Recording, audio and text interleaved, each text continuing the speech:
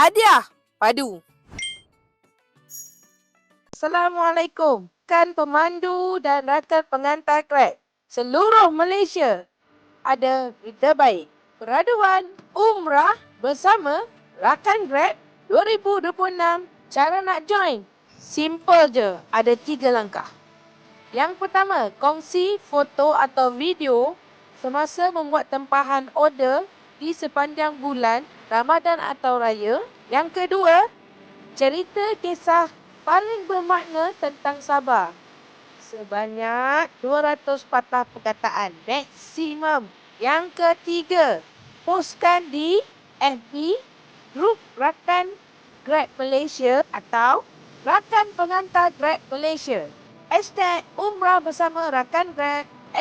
#sabar dalam setiap pesanan. Hadiah padu. 8 orang pemenang bertuah. Pakej umrah untuk 2 orang. Travel bermula Oktober sehingga November 2026. Paling penting, tempoh peraduan bermula 19 Februari sehingga 25 Mac 2026.